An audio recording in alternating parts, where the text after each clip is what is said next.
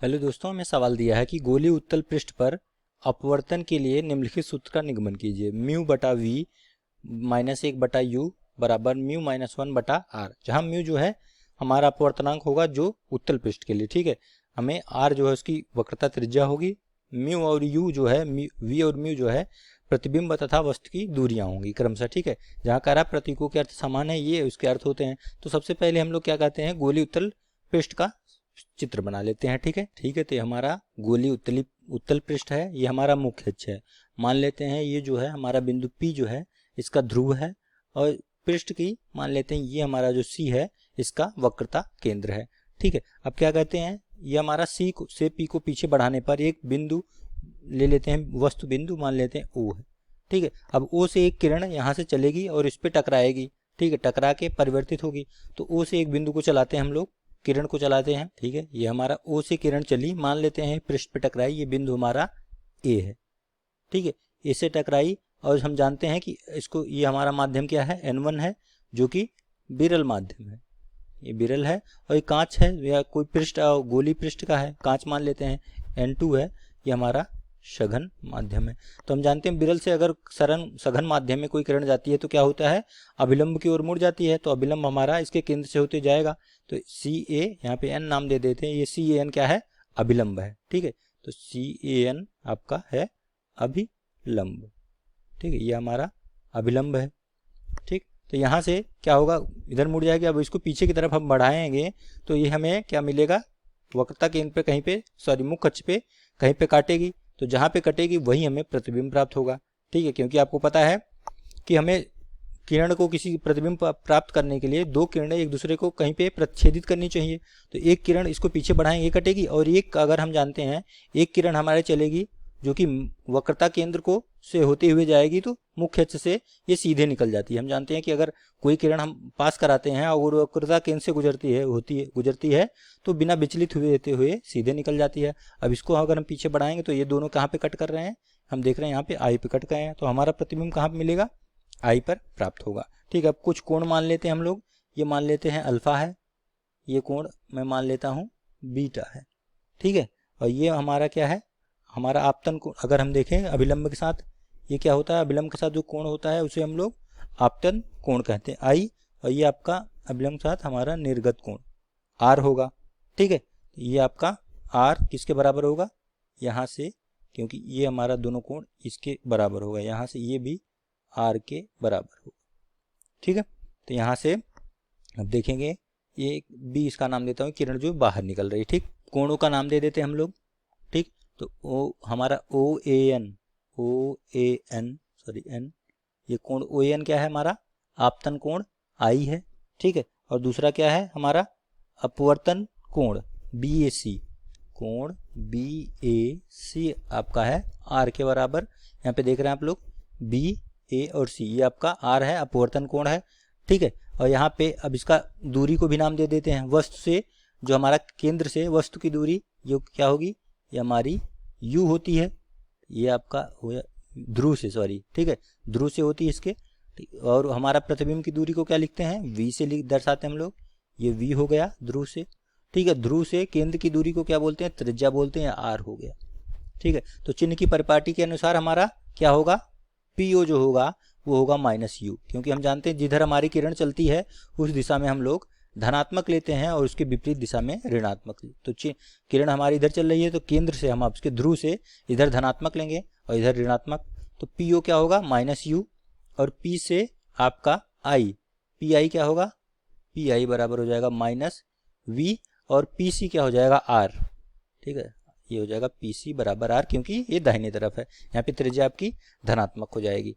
ठीक है, ये तीनों चीज़ें, इतनी चीज़ें हमें यहाँ से पता चल गई। ठीक है, यहाँ पे हम लोग कोणों के मान निकाल लेते हैं। ये कोण मैंने अल्फा और बीटा माना, इसको मैं मान लेता हूँ ये गामा है। ठीक, और एक हम लोग अभिलंब, यहाँ से A से एक अभिलंब डाल दिए M, और AM की ऊंचाई मैं H मान लेता हूँ। ठीक है, यहाँ पे लिख दे रहा हूँ, नहीं तो यहाँ पे बहुत ज़्यादा वो हो जाएगा हमारा, ठीक है, दिखने में प्रॉब्लम होगी। तो यहाँ से अब देखिए, अगर त्रिभुज में OAC में देखिए, त्रिभुज OAC, ठीक है, यहाँ पे लिखता हूँ और दिखाता हूँ भी आपको, त्रिभुज OAC में। ठीक है, अगर आप कोण I देखेंगे तो कोण I देखिए, ये इसके साथ बना रहा है ओ ए के साथ कोण, और इस त्रिभुज के लिए क्या होगा, बाह्य कोण के बराबर होगा, क्योंकि हम जानते हैं अगर कोई एक भुजा बढ़ा दें तो उसके साथ जो बाह्य कोण बनता है वो दोनों आंतरिक कोणों के योग के बराबर होता है। ठीक है, तो आई कोण के साथ दो आंतरिक कोण कौन है, उनके अलावा अल्फा प्लस गामा, यानी कि आई जो कोण होगा, आई बराबर जो कि आपका इस केस में क्या है, बाह्य कोण है। ठीक है, बाह्य कोण है जो कि आपतन कोण है, इसको हम बाह्य कोण बोल रहे हैं। तो हम जानते हैं बाह्य कोण क्या होगा, अल्फा प्लस गामा के बराबर होगा। ठीक है, इसको मैं समीकरण 1 दे रहा हूँ। उसी तरह दूसरे त्रिभुज में हम लोग देखते हैं, त्रिभुज आई सी ए में, त्रिभुज हमारा आई सी और ए में देखें तो हमारा आर जो है इस केस में हमारा बाह्य कोण है, तो आर किसके बराबर होगा, हमारा बीटा प्लस गामा के। ठीक है, तो त्रिभुज आई सी ए में से, ठीक है, उसी तरह जैसे इसमें लिखा था। ठीक, और इसको मैं दे देता हूँ समीकरण 2। ठीक है, ये हमारा मिल गया समीकरण 1 और 2। अब हम लोग आते हैं, आई और आर पता चल गया, तो हमें पता है स्नेल का नियम आई और आर के आपतन कोण और हमारा निर्गत कोण के बारे में एक संबंध देता है। स्नेल का नियम क्या है, स्नेल के नियम के अनुसार, ठीक है, तो स्नेल के नियम से, स्नेल के नियम से, ठीक है, क्या होता है, ये होता है साइन आई आपतन कोण बटा साइन आर, ये बराबर हमारा होता है n2 बटा n1। ठीक है, जिसे आप जनरली 2n1 ऐसे लिखते थे। ठीक है, ये होता हमारा स्नेल का नियम। इसको आप ऐसे भी लिख सकते हैं, गुणा कर लीजिए, n1 साइन आई बराबर n2 साइन आर। ठीक है, तो यहाँ पे अब देखिए कि हम लोग, अब अगर हम मान लें कि उत्तल लेंस का व्यास छोटा हो तो बिंदु ए और पी जो है ध्रुव पी बहुत समीप होंगे। ठीक है, यहाँ से देखिए, अगर ये हमारा क्या हो, ए जो है व्यास इसका छोटा मतलब त्रिज्या छोटा हो, तो आप इसको कुछ ऐसे बनाएंगे, इस तरह बनाएंगे। तो देखिए ए हमारा क्या हुआ, पी के पास आता चला जा रहा है, ये बिंदु ए है, पी के और छोटा बनाएंगे तो और पास होता चला जाएगा। तो मान लेते हैं हम लोग, तो हमारा कोण जो है, देखिए ये आई और आर और छोटे होते चले जाएंगे। ठीक है, क्योंकि ये हमारा कोण ऐसे छोटे होते चले जाएंगे यहाँ से, तो हम इसीलिए मैं मान ले रहा हूँ कि अगर ये व्यास छोटा हो तो हमारा क्या होगा, आई और आर भी छोटे होंगे। तो साइन आर और आर को, आई और आर को अगर आप रेडियन में नापें तो साइन आई को क्या लिख सकते हैं आप, साइन आई बराबर आई लिख सकते हैं, और साइन आर बराबर आर लिख सकते हैं। आई और आर को अगर आप रेडियन में नापें तो इस समीकरण से मैं इसको 3 दे देता हूँ। तो समीकरण 3 से आप क्या लिख सकते हैं, n1 आई बराबर n2 आर। ठीक है, अब देखिए हम लोग समीकरण इन दोनों, इसका मान समीकरण 1 और 2 में रखते हैं। ठीक है, आई और आर का मान, तो यहाँ से आई का मान रखेंगे इसमें, तो क्या हो जाएगा, समीकरण 1 से आई का मान हम लोग यहाँ से पुट करते हैं। ठीक है, तो समीकरण 1 से क्या हो जाएगा, समीकरण 1 से, समीकरण 1 को पहले मैं लिख देता हूँ, मैं आई निकाला था अल्फा प्लस गामा। ठीक है, और आई का मान यहाँ से हम लोग इसमें रख देते हैं, ये आई का मान हमें मिला है, ये है आई बराबर n2 आर बटा n1। ठीक है, तो n2 आर बटा n1 बराबर अल्फा प्लस गामा। ठीक है, यानी कि हमारा, इसको आप लिख सकते हैं, क्या लिख सकते हैं यहाँ से आप, n2 आर बराबर n1 अल्फा प्लस गामा, ये आपका गामा है।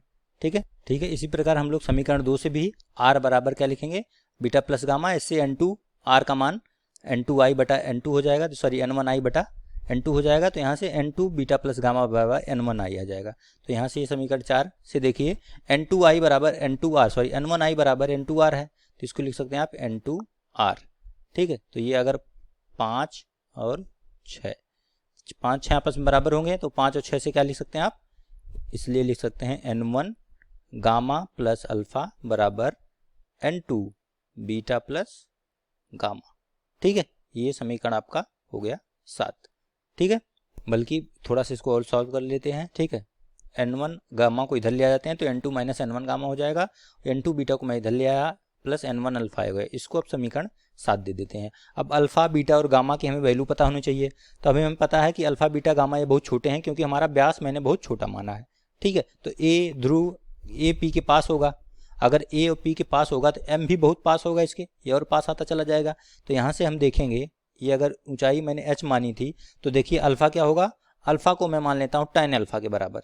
ठीक है, क्योंकि बहुत छोटा है, तो tan अल्फा हो जाएगा आपका, यहाँ से देखिए ये दूरी h आधार, सॉरी लंब बटा आधार।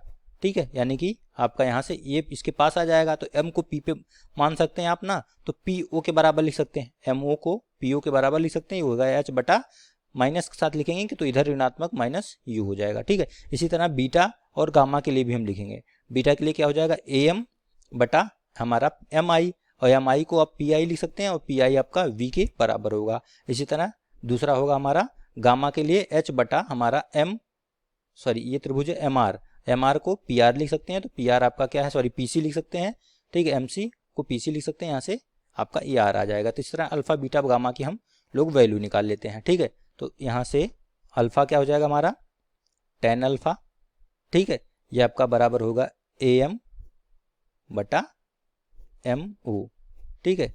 और AM और इसको MO को PU लिख सकते हैं, एक बार लिख देता हूँ बार बार H बटा U, ठीक है। आप यहाँ पे लिख सकते हैं चूंकि P व M समीप है, ठीक है, समीप हैं, इसलिए PO बराबर OM या OMO लिख सकते हैं, ठीक है। इसी प्रकार बीटा हमारा क्या हो जाएगा, tan बीटा मैंने आपको निकाल के दिखाया, ये हो जाएगा आपका H बटा माइनस V, और गामा हो जाएगा आपका tan गामा, जो कि बराबर आ जाएगा आपका H बटा R, ठीक है। तो इस सब का मान समीकरण 1 में रखने पर, समीकरण 7 में मान रखिए इसमें, तो समीकरण 7 से, ठीक है, समीकरण 7 से क्या हो जाएगा हमारा, यहाँ से हो जाएगा माइनस N2 इंटू बीटा का मान क्या है H बटा माइनस V, ठीक है, प्लस N1 इंटू अल्फा का मान है H बटा माइनस U बराबर N2 minus N1 into gamma का मान है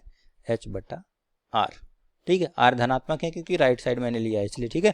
तो यहाँ से इसको थोड़ा सा हल कर लीजिए, देखिए N2 माइनस माइनस प्लस हो जाएगा, देखिए H दोनों तरफ से कॉमन लेके काट दीजिए, कट जाएगा, यहाँ बचेगा N2 बटा V माइनस यहाँ पे बचेगा N1 बटा U बराबर N2 माइनस N1 बटा R, ठीक। तो ये यहाँ से हमें फार्मूला आया, लेकिन हमें फार्मूला कुछ और सिद्ध करना है, ठीक है। तो मान लेते हैं यदि हमारा विरल माध्यम के सापेक्ष जो है सघन माध्यम का अपवर्तनांक n हो, विरल के सापेक्ष, जिसको आप लिख सकते हैं 2n1, ठीक है। ये आपका है विरल का अपवर्तनांक, सघन का अपवर्तनांक, माने दूसरा हमारा सघन है, सघन माध्यम का अपवर्तनांक विरल के सापेक्ष, ठीक है। 2 का अपवर्तनांक 1 के सापेक्ष। इसे अगर मैं n लिखूं तो इसको आप इस तरह लिख सकते हैं n2 बटा n1, ठीक है। तो यहाँ पे n2 बटा n1 को सब हमें सूत्र में म्यू दिया है, तो मैं इसे म्यू नाम दे देता हूँ, म्यू रख देंगे। तो म्यू अगर रखें n2 बटा n1 को, देखिए क्या होगा, अगर n2 बटा n1 को म्यू रखें तो यहाँ से हम लोग क्या कर सकते हैं, ये हमारा आ जाएगा यहाँ से n बटा n2 की जगह मैं लिख दे रहा हूँ n1 म्यू बटा v माइनस ये हो जाएगा n1 बटा u बराबर यहाँ से हो जाएगा n1 मैं कॉमन ले रहा हूँ, तो यहाँ से n2 बटा n1 आ जाएगा माइनस 1 बटा r। अब देखिए n1 दोनों तरफ है, काट दीजिए, ठीक है। तो यहाँ से आपका बचेगा म्यू बटा v माइनस 1 बटा u बराबर n2 बटा n1 को आप म्यू रख दीजिए, म्यू माइनस 1 बटा r। ये आपका सूत्र आ गया, यही हमें सिद्ध करने के लिए बोला था, तो ये आपका यहाँ से सिद्ध हो गया, ठीक है। तो यहाँ पे आप लिख देंगे इति सिद्धम, ठीक, इस प्रकार हमारा ये यहाँ से सिद्ध हो गया, ठीक है।